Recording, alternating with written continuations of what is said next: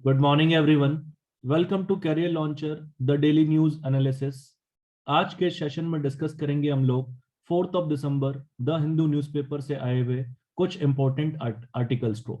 चलिए स्टार्ट करते हैं हम लोग आज के सेशन को। और फर्स्ट टॉपिक आप अपनी स्क्रीन पे देख पा रहे हैं। पहला टॉपिक बात करता है साइक्लोन जावाद के बारे में। रिसेंटली में अनाउंस किया गया कि जो इंडिया का बे ऑफ बंगाल वाला रीजन है, उस बे ऑफ बंगाल वाले रीजन के आसपास ये जो साइक्लोन जावाद है वो इंटेंस हो चुका है। इसका जो डिप्रेशन है बे ऑफ बंगाल में वो अब इंटेंस हो चुका है और ये तेजी से यहाँ पर बढ़ता हुआ आ रहा है आपका उड़ीसा की तरफ। और उड़ीसा के साथ साथ इस साइक्लोन का खतरा आंध्र प्रदेश के ऊपर भी बना हुआ है। तो ये डीप डिप्रेशन जो साइक्लोन का बना है ये बना है आपका बे ऑफ बंगाल में। इसी साइक्लोन को लेकर के यहाँ पर आंध्र प्रदेश और उड़ीसा दोनों राज्य में यहाँ पे अलर्ट जारी कर लिया गया है। यहाँ पे आप देख सकते हैं कि किस तरीके से फिशरमैन्स को यहाँ पर इवैक्यूएट कराया जा रहा है। और जो अपनी नेशनल डिजास्टर रिस्पांस फोर्स है उनके द्वारा भी ये कहा जा रहा है कि इनफ नंबर ऑफ जो मेंबर्स हैं, टीम्स जो हैं, उनको यहाँ पर डिप्लॉय कर दिया गया है। अगर किसी भी प्रकार से यहाँ पर डैमेज होता है या किसी को रेस्क्यू करने की जरूरत पड़ती है तो यहाँ पर उस पर्पज से यहाँ पर इनको डिप्लॉय कर दिया गया है किसी भी डिजास्टर को मैनेज करने के लिए। ये जो साइक्लोन है आपका, ये cyclone already 90 kilometre per hour की जो स्पीड है वो टच कर जाएगा, ऐसा एक्सपेक्ट किया जा रहा है यहाँ पर। और इसकी वजह से उड़ीसा, वेस्ट बंगाल और नॉर्थ आंध्र प्रदेश में यहाँ पर रेनफॉल की उम्मीद की जा रही है। और इसका इम्पैक्ट माना जा रहा है कि अगर इस साइक्लोन ने स्ट्रेंथ गेन किया तो इसका इम्पैक्ट सीवियर हो सकता है। लेकिन यहाँ पर इसका इम्पैक्ट बाकी जितने डिजास्टर साइक्लोन्स होते हैं उनसे थोड़ा सा कम रहने वाला है, उनसे थोड़ा सा ये इम्पैक्ट कम रहने वाला है।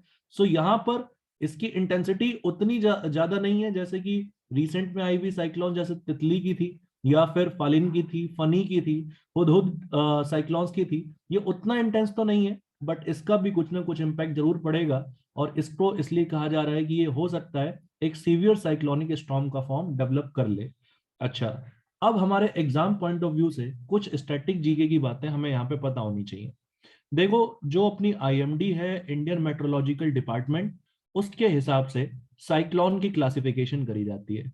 और ये क्लासिफिकेशन डिपेंड करता है विंड की स्पीड पे, कितना विंड सस्टेन्ड रह पा रहा है ऑन एन एवरेज 3 मिनट तक एटलीस्ट। उस हिसाब से यहाँ पर डिसाइड किया जाता है कि साइक्लोन को किस कैटेगरी में रखा जाए।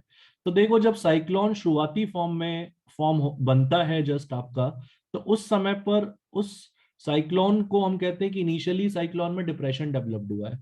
और उस समय पर उसकी वजह से जो विंड की हवा रहती है वो लेस देन रहती है आपकी 51 किलोमीटर पर आवर तक आपका, या उससे कम ये स्पीड रहती है आपके विंड की। फिर यही डिप्रेशन डेवलप होता है डीप डिप्रेशन के रूप में। और जब साइक्लोन डीप डिप्रेशन का स्टेज अटेन कर लेता है तो यही स्पीड पहुंच जाती है 52 से 61 किलोमीटर पर आवर। फिर नेक्स्ट स्टेज आता है डीप डिप्रेशन के बाद साइक्लोनिक स्टॉर्म का स्टेज। ठीक है, तो अभी माना जा रहा है कि ये जो हमारा जावाद साइक्लोन है ये अभी साइक्लोनिक स्टॉर्म के स्टेज में है और इसकी स्पीड मानी जा रही है कि 62 से 87 किलोमीटर पर आवर के बीच में अभी बनी हुई है। लेकिन यहाँ पर आईएमडी के द्वारा कहा जा रहा है कि जल्दी ही सीवियर साइक्लोनिक स्टॉर्म बन जाएगा। मतलब इसका मतलब क्या है, तो अगली कैटेगरी में ये जल्दी ही प्रवेश कर जाएगा जब ये सीवियर साइक्लोनिक स्टॉर्म के रूप में क्लासिफाई होगा, क्योंकि तब तक इसकी विंड स्पीड जो है वो 88 से 117 किलोमीटर पर आवर की स्पीड में यहाँ पर पहुंच चुका होगा। फिर सीवियर साइक्लोनिक स्टॉर्म के बाद अगर साइक्लोन और इंटेंस होता है तो फिर उसी कैटेगरी को हम लोग कहते हैं वेरी सीवियर साइक्लोनिक स्टॉर्म। और वेरी सीवियर साइक्लोनिक स्टॉर्म की कैटेगरी में जो विंड स्पीड है वो विंड स्पीड आपकी 118 से 221 के बीच में चली जाती है। और जो सबसे डेंजरस साइक्लोन होता है उसको कहते हैं हम लोग सुपर साइक्लोनिक स्टॉर्म। और इस स्थिति में जो विंड की स्पीड है वो 222 किलोमीटर प्रति घंटे से भी ऊपर पहुंच जाती है। तो फिलहाल जो ये जवाद साइक्लोन है ये आपका बना हुआ है साइक्लोनिक स्टॉर्म की कैटेगरी में। और ये इतना इंटेंस नहीं होगा कि वो इस लेवल को अचीव कर पाए, बट हाँ ऐसा कहा जा रहा है कि ये सीवियर साइक्लोनिक स्टॉर्म का स्टेज अटेन कर सकता है, जिससे कुछ ना कुछ इफेक्ट यहाँ पे जरूर हमें देखने को मिलेगा। अब कुछ और इंपॉर्टेंट बातें हमें पता होनी चाहिए। देखो, इंडियन ओशन रीजन के आसपास, Arabian sea, bay of Bengal के आसपास जितनी भी यहाँ पे साइक्लोन्स आते हैं, इनको प्रॉपर तरीके से मैनेज करने के लिए इनकी नेमिंग करना जरूरी है। और इस रीजन के आसपास इंडियन ओशन में, बे ऑफ बंगाल, अरेबियन सी और निचले इंडियन ओशन में जब कभी भी कोई भी साइक्लोन डेवलप होता है तो उनकी नेमिंग यहाँ पर अलग अलग देशों के द्वारा करी जाती है ताकि इफेक्टिवली मैनेज हो पाए। और जितने देश यहाँ पर टोटल मैनेज करते हैं उनकी संख्या टोटल 13 है।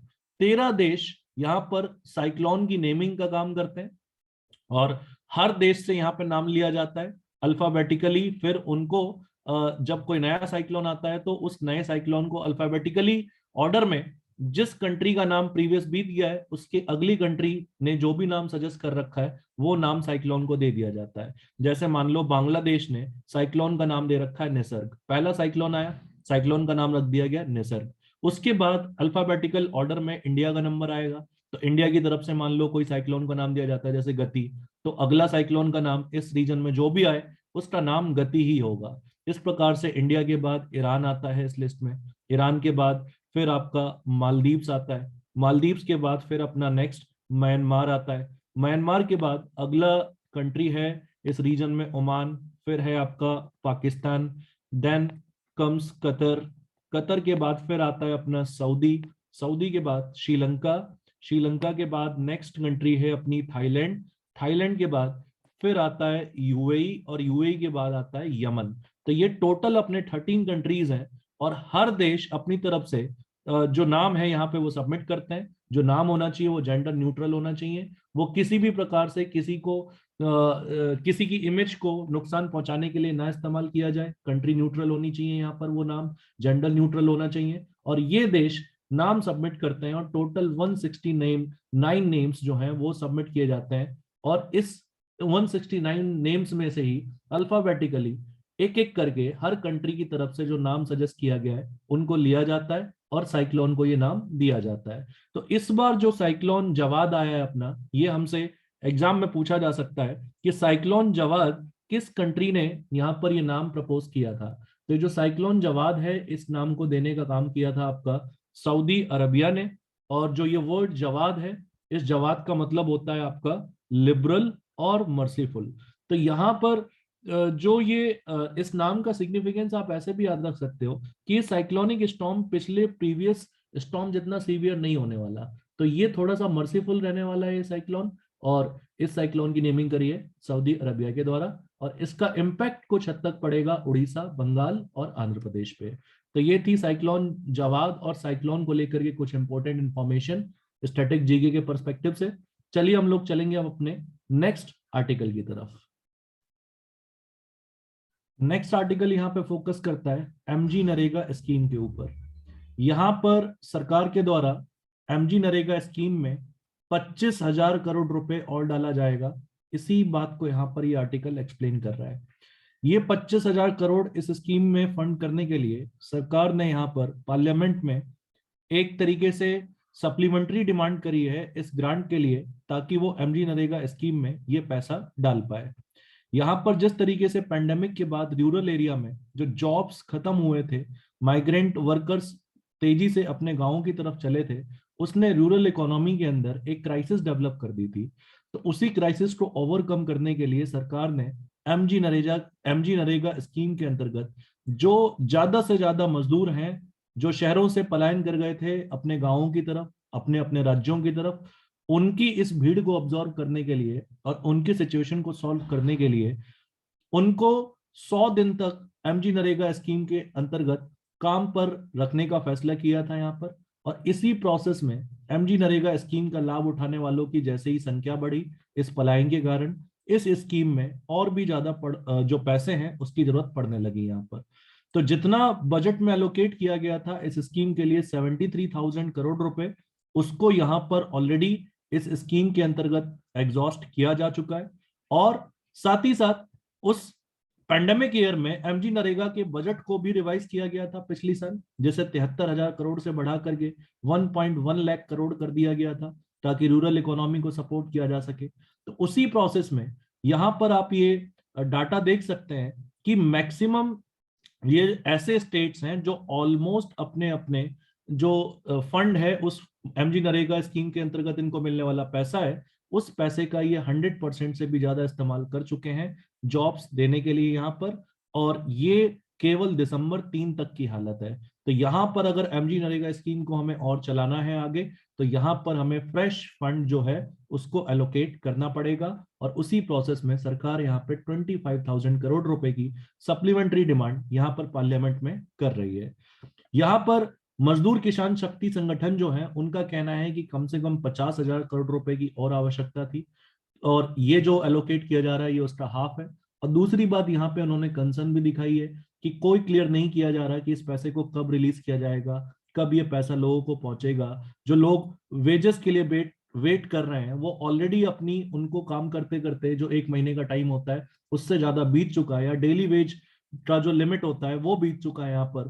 तो यहाँ पर इस प्रोसेस में उनके बीच में स्टार्विंग की जो प्रॉब्लम है वो देखने को मिल रही है। और इन पैसों का इस्तेमाल इम्प्लीमेंटेशन के रूप में जल्दी से जल्दी हो, यही यहाँ पर रिक्वेस्ट कर रही है मजदूर किसान शक्ति संगठन। सबसे पहले अब कुछ बेसिक बातें अपने एकेडमिक पर्सपेक्टिव से जान लेते हैं एमजी नरेगा के बारे में। तो एमजी नरेगा, जिसका फुल फॉर्म हमें और आपको पता है, इसका फुल फॉर्म है Mahatma Gandhi national rural employment guarantee act. इसे ही पहले जाना जाता था national rural employment guarantee act के नाम से, जिसे पास किया गया था इंडिया में। ये स्टार्ट हुआ था इंडिया में 2005 में, और इसका एम था इंडिया में एम्प्लॉयमेंट को जनरेट करना तथा सोशल सिक्योरिटी को इंश्योर करना। ये जो स्कीम है एक प्रकार की demand driven veg employment scheme है, और ये स्कीम चलाई जाती है आपकी जिस मंत्रालय के अंदर, उस मंत्रालय या मिनिस्ट्री का नाम है अपने मिनिस्ट्री ऑफ रूरल डेवलपमेंट। और मिनिस्ट्री ऑफ रूरल डेवलपमेंट इस स्कीम के अंतर्गत हर हाउस होल्ड से एक एडल्ट मेंबर को एक जॉब कार्ड देती है, जो इस स्कीम के अंदर जॉब करने के लिए एलिजिबल बनता है। और हर हाउस होल्ड से एक एडल्ट मेंबर को 100 डेज की यहाँ पर गारंटेड वेज एम्प्लॉयमेंट जो है वो प्रदान किया जाता है यहाँ पर, किसी भी अनस्किल्ड मैनुअल वर्क को करने के लिए। ये स्कीम इंडिया के हर डिस्ट्रिक्ट को कवर करता है ऑलमोस्ट, सिवाय उन डिस्ट्रिक्ट को छोड़ करके जहां पे 100% अर्बन पॉपुलेशन है। तो ऐसी डिस्ट्रिक्ट जहां पे 100% अर्बन पॉपुलेशन है, उन्हें छोड़ दें अगर आप, तो ये स्कीम की रीच भारत के हर डिस्ट्रिक्ट तक है। इस स्कीम में यह भी नोटिफाई किया गया है कि अगर किसी भी प्रकार का कोई ड्रॉट आता है, कोई किसी प्रकार की कोई नेचुरल कैलेमिटी आती है, तो उस स्थिति में जो ये वेज एम्प्लॉयमेंट स्कीम है, इसको 100 दिन से बढ़ाकर 100 दिन से ऊपर 50 दिन और बढ़ाया जा सकता है। और उन 50 दिनों के दौरान भी ये स्कीम चलाया जाएगा, जिससे एम्प्लॉयमेंट मिलेगी और लोगों का ड्रॉट या नेचुरल कैलेमिटी के समय पर यहाँ पर ये स्कीम उनकी मदद कर पाएगा। तो इसी प्रोसेस में जब पेंडेमिक आया था, तो पेंडेमिक में इसी स्कीम में नंबर ऑफ लोग बढ़ गए थे, और यहाँ पर ड्यूरेशन भी बढ़ाने की जरूरत लगी सरकार को। तो जितना बजट पास हुआ वो बजट यहाँ पर कम पड़ गया सरकार के लिए यहाँ पर, राइट। और इस वजह से ये आगे चिंता जताई जा रही है कि जिस हिसाब से एमजी नरेगा में पैसा खर्च हो रहा है, और फिर जिस हिसाब से फर्टिलाइजर सब्सिडी में सब्सिडी देने में सरकार का पैसा खर्च हो रहा है, जिसमें फॉस्फेटिक और पोटेसिक सब्सिडी की बात करें या यूरिया सब्सिडी की बात करें, तो वहां पर भी टोटल मिलाकर के अच्छा खासा अमाउंट सब्सिडी में सरकार का यहाँ पे खर्च हुआ है। और उसके बाद भी अभी फूड मिनिस्ट्री यहाँ पे डिमांड कर रही है, वेयर हाउसिंग जो सेक्टर है अपना, वहां पे भी पैसे की जरूरत है यहाँ पर। तो वहां पे भी काफी ज्यादा एक्सपोर्ट इंसेंटिव्स को का पेमेंट जो है वो बाकी है। तो इस चीजों का भी बर्डन सरकार पे आ रहा है अभी। और ऐसा कहा जा रहा है कि जो सरकार का टारगेट था एक्सपेंडिचर का अक्टूबर 2021 के लिए, कि वो अपने टोटल बजट में से 52% खर्च करेगी पैसा, वो टारगेट ऑलरेडी यहाँ पे जो है वो क्रॉस किया जा चुका है। और ऐसा लग रहा है कि सरकार इस बार बहुत बड़ा फिस्कल डेफिसिट जो है वो फिस्कल डेफिसिट सहने वाली है। और जो फिस्कल डेफिसिट का बर्डन है वो 2020 की तरह सरकार के ऊपर इस ईयर भी कंटिन्यू रहेगा, और इसी के ऊपर फोकस कर रहा है ये आर्टिकल। और यहाँ पर कहा जा रहा है कि कुछ क्षेत्रों से जो सरप्लस ट्रांसफर होगा, जो डिसइन्वेस्टमेंट होंगी, वहां पे हो सकता है कि सरकार का बर्डन थोड़ा सा कम हो जब वो पैसा आएगा। तो फिस्कल डेफिसिट को सॉल्व करने में, फिस्कल डेफिसिट का सिंपल सा मतलब होता है कि सरकार जितना खर्च कर रही है और जितना आमदनी है। अगर सरकार का खर्चा आमदनी से बहुत ज्यादा है, तो फिस्कल डेफिसिट बढ़ेगा, और अगर आमदनी से कम है खर्चा तो अपना बजट डेफिसिट में नहीं, फिर सरप्लस में होगा। बट अपना बजट अभी डेफिसिट में जा रहा है और डेफिसिट बढ़ती जा रही है इस तरह के एक्सपेंडिचर के कारण। तो उसी को लेकर के डिसइन्वेस्टमेंट जैसे कदम एक बहुत बड़ा काम कर सकते हैं। जीसेक यील्ड्स जो है वो एक बहुत बड़ा काम कर सकते हैं इस डेफिसिट की प्रॉब्लम को सॉल्व करने के लिए फिलहाल। तो ये था आपका सेकेंड आर्टिकल। चलते हैं हम लोग इसके बाद अपने अगले आर्टिकल की तरफ। तो नेक्स्ट आर्टिकल जो हमारा है यहाँ पर, इस नेक्स्ट आर्टिकल में जो फोकस किया जाएगा वो हमारा फोकस किया जाएगा COP27 इजिप्ट को लेकर के। यहाँ पर ऑथर कह रहे हैं कि जब ये अगली क्लाइमेट कॉन्फ्रेंस की मीटिंग हो तो इस मीटिंग में जो फोकस रहना चाहिए वो फोकस रहना चाहिए फूड सिस्टम्स के ऊपर। क्योंकि जिस तरीके से क्लाइमेट चेंज हो रहा है उसमें ऑलरेडी डिफरेंट कम्युनिटीज को अडेप्ट करना बहुत मुश्किल हो रहा है, और उस एडेप्टेशन के प्रोसेस में अगर फूड की शॉर्टेज होती है तो ये एडेप्टेशन सुपर डिफिकल्ट हो जाएगा वेरियस कम्युनिटीज के लिए अक्रॉस द वर्ल्ड।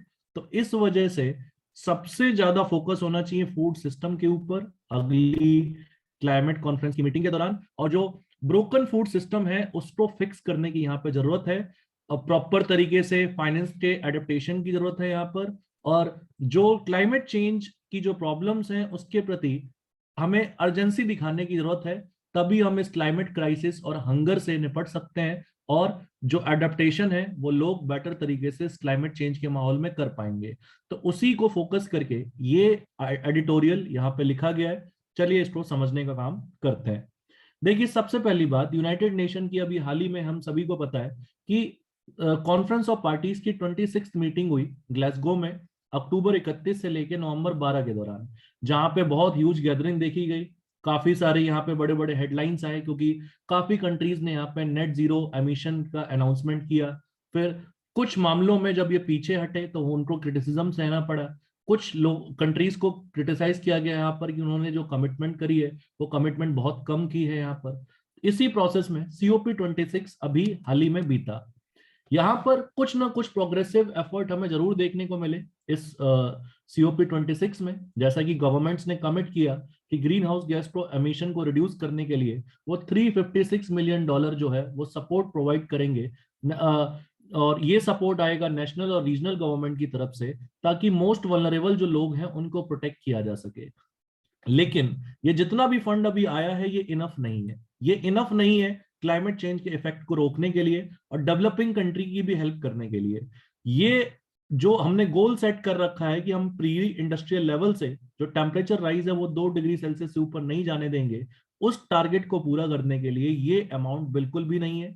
और COP26 में जितनी उम्मीद की जा रही थी कि एक सिग्निफिकेंट कुछ ना कुछ कंक्लूजन निकलेगा, उसमें हमें थोड़ी सी यहाँ पर जो मायूसी है वो देखने को मिल रही है, क्योंकि यहाँ पे कंट्री अभी भी पीछे हट रहे हैं और अर्जेंस और यहाँ पे जो फंडिंग मैकेनिज्म है वो अभी भी इतना स्ट्रांग नहीं है कि उस फंड का इस्तेमाल करके अर्जेंसी दिखाई जा सके। यहाँ पर UN सेक्रेटरी जो जनरल है एंटोनियो गुटरेस, वो ऑलरेडी कह चुके हैं कि our fragile planet is hanging by a thread, it is time to go into emergency mode और our chance of reaching net zero will itself be zero. अगर हम लोगों ने इमरजेंसी नहीं दिखाई तो हम कितना भी गोल सेट कर लें नेट जीरो एमिशन का, उसे हम कभी भी पूरा नहीं कर पाएंगे अगर हमने उसे टाइमली उसके लिए काम नहीं किया तो। और टाइमली काम करने के लिए timely budget implementation, timely action लिया जाना बहुत जरूरी है। और जो कॉन्फ्लिक्ट्स हैं डेवलप्ड और डेवलपिंग कंट्री के ब्लॉक में बीचों में, उसको एड्रेस किया जाना यहाँ पे बहुत जरूरी है। और जो $100 बिलियन का प्रॉमिस है हर साल का डेवलप्ड कंट्री का डेवलपिंग कंट्री को, उसके ऊपर डेवलप्ड कंट्री का बने रहना बहुत जरूरी है, ताकि वल्नरेबल कम्युनिटीज के लिए किसी प्रकार का रेजिलियंस यहाँ पर बिल्ड किया जा सके। अब जो हमारा वर्ल्ड हंगर की जो प्रॉब्लम है उसको भी दूर करने के लिए यूनाइटेड नेशन के कुछ सस्टेनेबल डेवलपमेंट गोल्स हैं, और उन डेवलपमेंट गोल्स में से हमने एक एजेंडा रखा है कि 2030 तक हम जो हंगर क्राइसिस है उसको यहाँ पे समाप्त करेंगे। बट रिसेंटली में जो अभी पेंडेमिक गया है उस पेंडेमिक के अंदर ऑलरेडी जो लोग, ऐसे लोग जो क्रॉनिक हंगर को फेस कर रहे हैं, मतलब जो लंबे समय तक यहाँ पर भूखे रह रहे हैं, जिससे स्टंटिंग की प्रॉब्लम हो सकती है बच्चों में, एज के हिसाब से हाइट कम रह जाती है, बॉडी का डेवलपमेंट रुक जाता है यहाँ पर, तो उनकी संख्या ऑलरेडी ऐसे लोग जो क्रोनिक हंगर को फेस कर रहे हैं, बच्चे बूढ़े सब मिला करके, उनकी संख्या 130 मिलियन से 270 मिलियन हो गई है। तो ये ऑलरेडी यहाँ पर ये जो हंगर की प्रॉब्लम है ये और इंटेंस हो चुकी है। तो 2030 तक टारगेट पूरा करना ऑलरेडी अपने आप में डिफिकल्ट है इस पेंडेमिक के कारण। दूसरी बात, अगर क्लाइमेट चेंज का भी इफेक्ट पड़ा, अगर टेम्परेचर इसी तरीके से बढ़ता रहा, तो 189 मिलियन पीपल एडिशनल तरीके से और इस लिस्ट में आते हुए देखने को मिलेंगे, जिनमें ये इंटेंस हंगर की प्रॉब्लम देखी जा सकती है। अगर पूरी दुनिया की बात करें हम लोग, तो पूरी दुनिया में ऐसा कहना है यहाँ पर कि भाई पूरी दुनिया में टोटल 43 कंट्रीज में ऑलमोस्ट 41 मिलियन पीपल रिस्क में होंगे फेमाइन जैसी सिचुएशन को झेलने। फेमाइन जैसी सिचुएशन इन 43 कंट्रीज में आ सकती है। और अगर पूरे वर्ल्ड की बात करें तो 811 मिलियन पीपल होंगे ऐसे दुनिया में जिनके पास फूड नहीं होगा, अगर क्लाइमेट चेंज के कारण जो फेनोमेना देखने को हमें मिलता है, जैसे कभी फ्लड आता है, कभी ड्रॉट आता है, तो इसकी वजह से जो एग्रीकल्चर है वो इतनी सीरियसली अफेक्टेड हो जाएगी कि 800 million people across the world और 1 मिलियन पीपल अक्रॉस 43 कंट्रीज ये सीरियस हंगर को फेस कर रहे होंगे यहाँ पर। ठीक है। और जो top 10 most food insecure countries होंगे इस प्रोसेस में, उनसे होने वाला एमिशन मात्र 0.08% है। तो इस वजह से देख रहे हैं कि क्लाइमेट के चेंज के कारण जो होने वाला इनजस्टिस है, वो इनजस्टिस सबसे ज्यादा पुअर कंट्रीज को यहाँ पे देखने को मिलेगा। उनके देश में क्रॉप फेलियर, वाटर स्कार्सिटी, इसकी समस्या यहाँ पर देखने को मिलेगी। और ये crop failure, water security, nutrition का डिक्लाइन, ये सब समस्याएं हमें उन सभी देशों में देखने को मिलेगी जिनमें पॉपुलेशन मैक्सिमम एग्रीकल्चर पे डिपेंड करती है। तो इस वजह से भी भारत के लिए काफी चिंता की बात है। और इसीलिए ऑथर कह रहे हैं कि एडेप्टेशन इज अर्जेंट, और उस एडेप्टेशन कैसे किया जाए इसके लिए बहुत जरूरी हो जाता है कि जो IPCC, inter governmental panel on climate change, जो रिपोर्ट तैयार करती है और रिपोर्ट ये सबमिट करती है UNFCCC को, जो सीओपी की मीटिंग कराने का काम करती है, जिसमें सभी देश आते हैं और एजेंडा डिसाइड किए जाते हैं, वो आईपीसीसी की रिपोर्ट के उसमें बहुत मैटर करती है। इस प्रोसेस में आईपीसीसी की रिपोर्ट बहुत मैटर करती है। और यहाँ पर जो लेटेस्ट आईपीसीसी की रिपोर्ट है, उनका ऑलरेडी कहना है कि जो न्यूट्रिशन रिलेटेड फेलियर्स है वो काफी ज्यादा यहाँ पे देखने को मिल रहे हैं। यहाँ पर क्लाइमेट क्राइसिस का इंपैक्ट फूड प्रोडक्शन और लाइवलीहुड्स पे और इंटेंस पड़ेगा, और इसी वजह से एडेप्टेशन डिफिकल्ट हो जाएगा। तो adaptation is that's why urgent. इस वजह से यहां पर स्केल अप करना पड़ेगा एक्शंस में, फाइनेंस में, कैपेसिटी बिल्डिंग में, टेक्नोलॉजी ट्रांसफर में, ताकि जो डेवलपिंग कंट्री को चैलेंज फेस करना पड़ रहा है इस फाइट में क्लाइमेट चेंज के अगेंस्ट, उसमें वो एक्सेलरेशन दिखा सके। यहाँ पे डेवलप्ड कंट्री, डेवलपिंग कंट्री को अपने बीच में यहाँ पर जो प्रॉब्लम्स हैं, फाइनेंस की प्रॉब्लम, टेक्नोलॉजी एक्सचेंज की प्रॉब्लम, उसको शॉर्ट आउट करने की जरूरत है। तभी यहाँ पर तेजी से एडेप्टेशन इस बदलते क्लाइमेट चेंज के साथ किया जा सकता है। तो इसी प्रोसेस में ऑथर कह रहे हैं कि COP27 में इससे पहले की मीटिंग हो, आईपीसीसी की एक फ्रेश रिपोर्ट जो है वो आना यहाँ पर जरूरी हो जाता है। और किस प्रकार से एडेप्टेशन के लिए जो जो भी जरूरतें हैं वो जैसा रिपोर्ट में आए उसी के अनुसार COP27 की मीटिंग करी जानी चाहिए, और उसी के अनुसार वर्ल्ड को अर्जेंसी दिखाने की जरूरत है यहाँ पर। ठीक है। दूसरी बात, यहाँ पर अभी रिसेंटली में COP26 में डेवलप्ड कंट्रीज ने पैसा देने का प्रॉमिस किया कुछ ना कुछ, इसे वेलकम भी किया गया। लेकिन यहाँ पर प्रीवियस एफर्ट्स के हिसाब से देखें तो ये अच्छा है, लेकिन जितनी अभी जरूरत है वहां पर उतना फाइनेंस अभी इनफ नहीं है।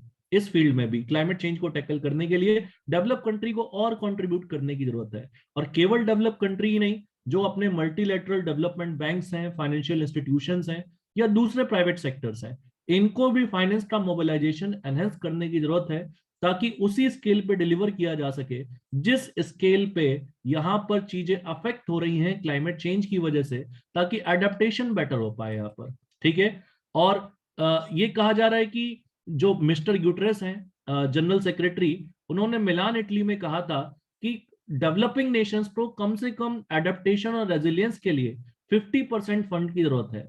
सो एडेप्टेशन नीड्स हर साल बढ़ रहा है।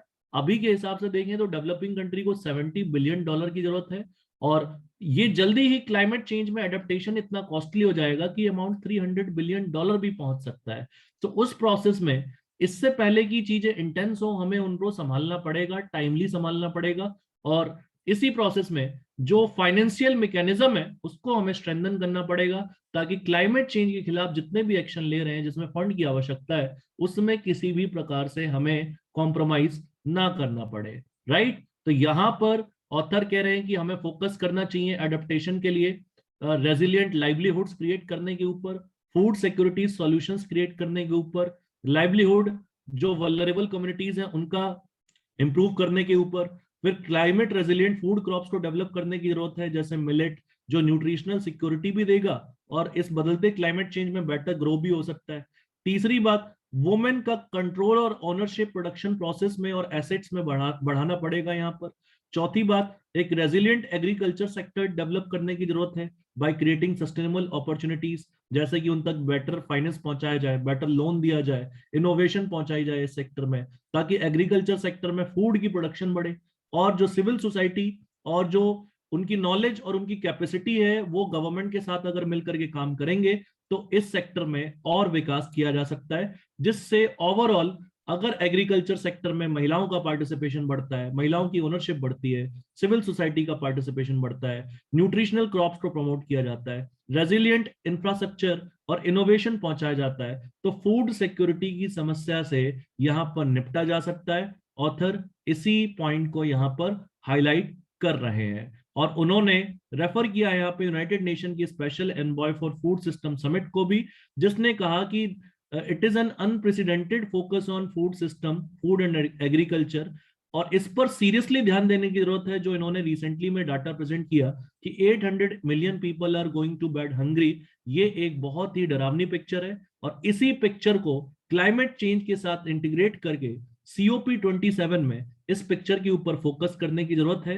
और अदर सब सस्टेनेबल डेवलपमेंट गोल्स के ऊपर भी at the same time focus करने की जरूरत है। लेकिन इसके लिए केवल कंट्रीज कोऑपरेट करें ये नेसेसरी नहीं है। इसके लिए अगर private sector, multi corporation, banks और गवर्नमेंट्स और इंटरनेशनल प्लेटफॉर्म्स पे हर तरीके से कॉपरेशन चाहिए, तब फूड क्राइसिस के साथ साथ ओवरऑल ये क्लाइमेट चेंज का क्राइसिस टैकल किया जा सकता है, ताकि इस पूरे प्रोसेस में एडेप्टेशन जो है वो बेटर तरीके से हो पाए और क्लाइमेट चेंज का जो मिटिगेशन है, इफेक्ट का जो मिटिगेशन है, वो भी हम बेटर तरीके से अचीव कर पाए। तो यही एक्सप्लेन किया गया है इस आर्टिकल में।